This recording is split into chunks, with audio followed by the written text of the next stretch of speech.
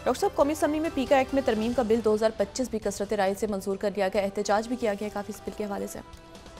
ये मुझे तो नहीं पता कि इसमें सच ही ये बड़े ऐसे है कि वो बड़ा सब्जेक्टिव सा है। सही क्या है, गलत सच क्या है, किसको किस वक्त सरकारी सच क्या है, सरकारी गलत बयानी क्या है, वो क्या मतलब मिसाल के तौर पे जैसे ये इरशाद हसन खान साहब के हवाले से खबर आई हुई है, नसीम अशरफ साहब की किताब में गालिबन कि उन्होंने बताया, बयान किया कि बिल क्लिंटन जो पाकिस्तान आए थे तो उन्होंने जाके बात की। अब वो सही कह रहे हैं जो, या जैसे इरशाद हसन खान साहब ने कहा ऐसा कोई वाक़या नहीं हुआ, मुशाहिद साहब भी कह रहे हैं कि ऐसा वाक़या हुआ था। तो अब किसी एक पे तो पीका लगना चाहिए कि नहीं, ये तो मेन स्ट्रीम में बात हो रही है ना, लेकिन ये हो रहा है तो सोशल मीडिया तो काबू में कभी आ ही नहीं सकता। अब जो मर्ज़ी कर लें, सोशल मीडिया जो है आज की दुनिया में वो काबू नहीं आ सकता। अगर काबू में आप उसे बहुत ज़्यादा करेंगे तो लोग जो हैं वो ये आपकी जो टेक्नोलॉजी इसकी रेस से बाहर हो जाएंगे। तो आपने आज़ादी इज़हार राय भी रखनी है और आपने उस तरह चलना भी है जैसे कि चाइना और अमेरिका और बाकी मुल्क चल रहे हैं, लेकिन आपने ये बिल्कुल नहीं कहना कि ये बंद कर दो, इसको उठा के 4 साल के लिए अंदर डाल दो। और ये तो फिर इस तरह से तो मतलब सुबह शाम तरदीदें हो रही होती है ना, इसने ये नहीं कहा, उसने वो नहीं कहा, फलाना नहीं कहा।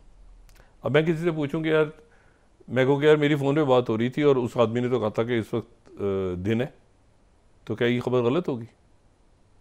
पता चला मैं अमेरिका बात कर रहा था किसी आदमी से, तो वहाँ तो दिन था। तो मतलब है कि ये ऐसी ये मैंने कहा ना, आपकी मैं कहूँ कि हमास जो है कि वो दहशतगर्द तंजीम है या वो आज़ादी के लिए लड़ रहे हैं। तो ये सारा डिपेंड करता है ना कि आप कहाँ पे किस पैराए में ले रहे हैं मामलात को। तो ये जो है ना, ये पीका ऑर्डिनेंस और ये सारे ये चलते रहेंगे। ये असल जो इश्यूज हैं वो मुल्क की रियासत के कुछ और हैं इस वक्त। अच्छा, अब आ जाएं कि जनाब ये अब आप देखें कि मिडिल ईस्ट के अंदर, अच्छा हफ्ते को आ रहा है, हफ्ते को ख़त्म हो रहा है परसों, यानी 7वां दिन ख़त्म हो जाएगा। तो अब सवाल ये है कि वो पहले तो 3 ख़वातीन को छोड़ा गया वहाँ से, उन 3 ख़वातीन के बदले में 90। अब ये बात हो रही है कि 4 या 3 या शुरू के फेज़ में जो कि 42 दिन है, 33 ने रिहा होना है ना, 33 ने, और 33 के बदले में उधर तकरीबन 1900 कैदियों ने रिहा होना है जेलों से। तो आज मगरबी किनारे पे काफ़ी वायलेंस हुआ, लेकिन गज़ा में ट्रक भी जा रहे हैं, लोग भी जा रहे हैं, उसको ज़रा धीमा किया हुआ है। मीडिया में भी वो धीमा है, फुटेजेस कम आ रही हैं, बात कम हो रही है। एक कंडीशन ये भी थी, एक कंडीशन ये भी रखी गई थी कि उसको ज़रा स्लो रखना है बहुत ज़्यादा। लेकिन जो स्टीव विटकॉफ हैं, जिन्होंने डील करवाई है सारी, वो गज़ा का दौरा करेंगे। अब सवाल ये है कि वो गज़ा का दौरा करेंगे, उन्होंने कहा है तो मैं तो जाऊँगा, देखूँगा जाके अंदर, और हो सकता है उनके साथ जो है वो इजिप्ट के कोई लोग हों, कतर के कोई लोग हों। ज़ाहिर है कि वो सिक्योरिटी कैसे होगी, सिक्योरिटी कैसे होगा फिर, तो वो वहाँ पे किससे मिलेंगे? हमास के लोग तो सारे मौजूद हैं। अच्छा, कई पिछले 24-48 घंटों में मेरे से ना ये ज़रा इसको थोड़ा सा धीमा इसलिए किया गया फुटेज, इसको के अंदर बहुत बर्बादी है, बहुत बर्बादी भी है, और हमास अपनी जगह मौजूद है। अच्छा, हमास अपनी जगह मौजूद है। कई ऐसे लोग, मैं अब यहाँ नाम नहीं लेना चाह रहा, कई ऐसे लोग जिनको मुर्दा डिक्लेयर कर दिया था इसराइल ने, और ख़बरें भी चल गई थी कि ये मारे गए, ये मारे गए, मारे गए, वो सारे ज़िंदा निकल के आ रहे हैं। इसको ज़रा आप आगे, वो सारे ज़िंदा भी हैं और कमांड में भी हैं मुकम्मल, और वही वहाँ पे पुलिसिंग भी कर रहे हैं, और वो अस्पतालों को भी संभाला हुआ है। हमास टोटल कंट्रोल में है गज़ा में इस वक्त। और इतना बड़ा धचका लगा है इनको कि इन्होंने ये कहा कि ये रहनुमा जो है ये, और वो रहनुमा जो है वो रिसीव कर रहे हैं खड़े होकर। अब वो कौन से रहनुमा है इसको भी छोड़ दें आप, लेकिन एक बहुत बड़ा धचका लगा है कि कई लोग जिनको उन्होंने डिक्लेयर कर दिया था कि वो चले गए दुनिया से, वो लोग मौजूद हैं अपनी जगह। बहुत बड़ा धचका है। तो एनीवे, तो ये भी थोड़े दिनों में, परसों जो 3 लोग छोड़ने, 4 छोड़ने, ख़वातीन अभी, और वही तो उसके बदले में कितने छोड़ने उस पर भी बात हो रही है, क्योंकि ये उसमें अब तादाद बढ़ती चली जाएगी। क्योंकि अब जो रिहा होंगी वो फ़ौजी होंगी। अब अभी तो सिविलियन थे ना, अब जो फ़ौज की ख़वातीन रिहा होंगी तो उसके बदले में वो वहाँ से ज़्यादा कैदी जो है। अब वो चूँकि मगरबी किनारे में वहाँ पे वायलेंस हो रहा है, वहाँ पे बहुत से लोग शहीद हो रहे हैं जनीन में, लेकिन ये है कि उसके नतीजे में जो प्रेसिडेंट ट्रंप ने कहा था पहले कि मैं इसको हो सकता है ये मुआहदा आगे ना चले, फिर उसके बाद फ़ौरन दूसरी जो बात एक हुई है, बहुत इंपॉर्टेंट बात, कल उन्होंने फॉक्स को इंटरव्यू दी है। देखें ये अगर आप मुझे कहें ना कि सबसे इंपॉर्टेंट बात उस इंटरव्यू में क्या थी, बहुत सारे उन्होंने रशिया के ऊपर भी बात की, सब अगर वो हम दिखा सकें फॉक्स की वो एग्जैक्टली तो उन्होंने जो है वो फॉक्स को एक इंटरव्यू दिया। उसकी दूसरी जो एपिसोड है, यानी उसका दूसरा जो हिस्सा है वो आ जाएगा, लेकिन जो पहला हिस्सा है उसका, उसमें फॉक्स के उस इंटरव्यू में वो कहते हैं कि ट्रम्प रिफ्लेक्ट्स, ये बड़ा इंपॉर्टेंट, मैं एग्जैक्टली फॉक्स के जुमले यहां पे बता रहा हूं। दिस गाय वेंट अराउंड, ये बात कर रहे हैं प्रेसिडेंट बाइडेन की, प्रेसिडेंट बाइडेन की बात करें, ये हर एक को पार्डन देता फिर रहा था। And you know funny thing, may be the sad thing is कि इसने अपने आप को पार्डन नहीं दिया, प्रेसिडेंशियल पार्डन, अपने आप को पार्डन देना भूल गया। मैंने बात ये कल की थी गालिबन, ये परसों, कि ये जो बाइडेन के पीछे पर्सनली जाएगा ट्रंप। उसने कहा ये सबको पार्डन देता फिर रहा था, ये अपने आप को पार्डन देना भूल गया। और ये तो बड़ी एक अफसोस की बात है, बड़ी बदकिस्मती की बात है कि अपने आप को इसने पार्डन नहीं किया। तो ये तो प्रेसिडेंशियल पार्डन से ही बाहर है। और मैं बहुत, फिर ये इंटरव्यू में इन्होंने कहा है कि मैं बहुत तकलीफ़ों से गुजरा हूँ, मैंने बहुत इसमें इस दौरान सफ़र किया है, सब कुछ मैंने किया है, बहुत परेशानियाँ देखी हैं। तो ये सारे लोग जो हैं जिन्होंने मुझे ये दुख पहुँचाए हैं, क्या ये आराम से घूमते रहेंगे? तो ये जो जुमला है ना उनका, ख़ास तौर पे ये जुमला मेरा ख्याल से जुमला पूरे इंटरव्यू में, बाकी तो इन्होंने चाइना की भी बात की, बाकी इन्होंने बात की, ये जो बात की है ना कि मैं जो हूँ वो, ये टाइम्स को देखें 16th, what Trump said on, ये हैनिटी शो जो उनके हैं उसमें उन्होंने बात की थी। तो टाइम्स ने, टाइम्स मैगजीन की मैं बात कर रहा हूँ, उन्होंने फिर ये इसको इस तरह से कोट किया है, इट्स रियली हार्ड टू से कि ये जो है कि the students have to go through it also, ठीक है ना। बाइडन ने जो है वो अपने आप को, बाइडन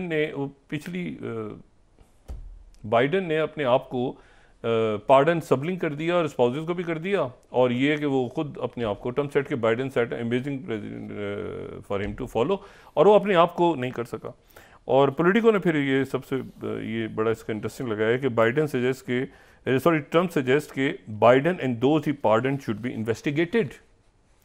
खुद बाइडन और बाकी जो लोग हैं उसके, क्योंकि जिनको पार्डन नहीं मिली ना, कैमिला हैरिस को भी नहीं मिली। मैंने आपसे कहा ना, जब आपने फॉर्मर आर्मी चीफ को, ये बाइडन के पीछे जाएगा। और ट्रंप ने कह दिया कल, ठीक है ना, ये उन्होंने नहीं कहा कि कौन से ऑफेंसेस हैं, लेकिन ये कि उन्होंने कहा कि वो लीगल स्क्रूटनी और ये सारे जो है। अच्छा, फिर अब इशू ये है कि ये यहाँ पे वो डीप स्टेट वाला मामला वो आगे चला गया, पैसे बहुत ज़्यादा इन्वेस्टमेंट्स आ गई, बहुत ह्यूज इन्वेस्टमेंट्स। अभी अच्छा वो अलग चल रहा है, वो जो उनकी अपनी क्रिप्टो करेंसी वो बढ़ती जा रही, उसमें बिलियंस और बिलियंस आते हैं, जो लोग पूरी दुनिया से उसको इन्वेस्ट कर रहे हैं, उसको भाव बढ़ रहा है। साथ ही ये इन्वेस्टमेंट्स आ गई 501 और 601 4 सालों में।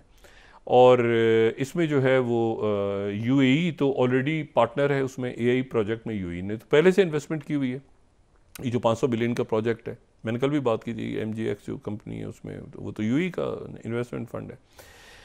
अच्छा, अब ये बात बड़ी एक इंटरेस्टिंग, अच्छा शिबानी यानी फॉरेन मिनिस्टर सीरिया के टोनी ब्लिंकर के साथ बैठे हैं, वो जो कि अभी जिनका नाम निकला है लिस्ट में से, पहला जो टर्किश जो एयरलाइंस है वो आज डेमास्कस लैंड हुई है, मेरा ख्याल है कोई 15 सालों के बाद लैंड हुई है यहाँ पे डेमास्कस में, मुसाफिर त्यारा, तो उसमें कुछ 300 के करीब उसमें पैसेंजर फ्लाइट, कतर एयरवेज और सऊदी एयरवेज और ये तो सारे पहले से, यूएई और ये सारे स्टार्ट कर चुके हुए हैं पहले से।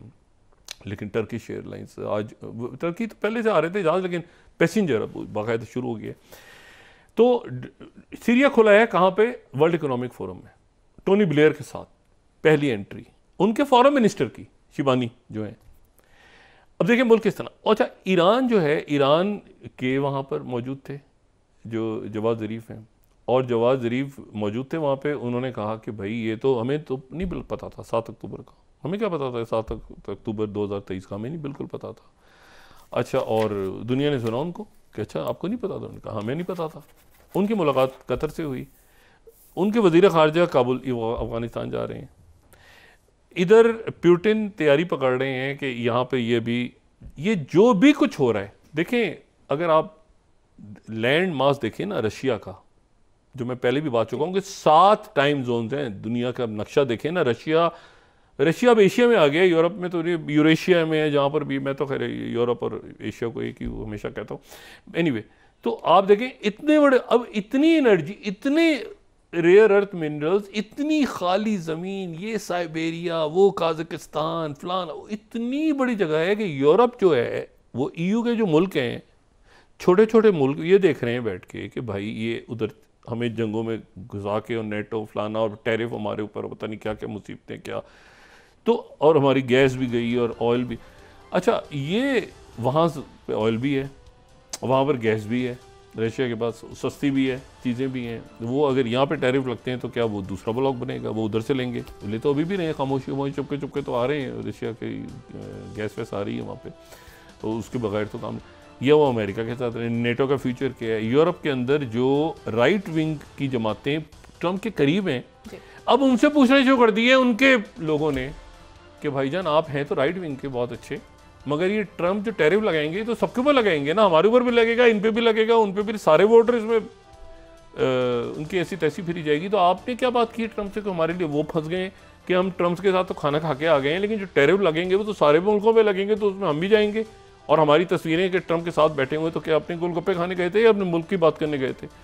तो ये जो है, और अमेरिका अपने आप को बिल्कुल ये जो टेक्नोलॉजी है उसके हवाले से उसने पूरी दुनिया का पैसा, रिसोर्सेज, साथ ही ये जो इमिग्रेशन लॉज हैं, साथ ही ये जो बाकी उनके सारे, तो ये बिल्कुल मुझे ऐसा लगता है। और अब देखें कि बात क्या हो रही है, कैंसर वैक्सीनेशन, बात क्या हो रही है कि क्वांटम पे पता नहीं, और आम लोगों के लिए तो बहुत थोड़ी सी चीज़ है ना, असल तो डाटा और सारा और लो कब से। तो अब सवाल ये है कि बाकी दुनिया अब क्या करेगी, अपने लार्ज लैंग्वेज मॉडल्स बनाएंगी, या ये कि उनकी टेक्नोलॉजी को ही देखती रहेगी और फिर उसके बाद एजेंट्स पे और इधर उधर रुकी रहेगी, ये एजेंट फलाना ढिमाका। और चाइना किस तरह से रिस्पॉन्ड करेगा? चाइना ने अभी कहा है कि हमें नहीं, कोई मार्को रूबियो की तरफ से हमें कोई, ट्रम्प से तो बात हो गई थी शी जिनपिंग की, लेकिन ये है कि अभी एज सच कोई मार्को रूबियो, क्योंकि वो चाइना हॉक हैं, तो उनके बारे में चाइना में बड़ा कंसर्न है और ये पनामा जा रहे हैं पहले। तो अगली मूव चाइना क्या करता है और प्रेसिडेंट ट्रम्प यूरोप से कैसे भुगतते हैं, ये देखना है।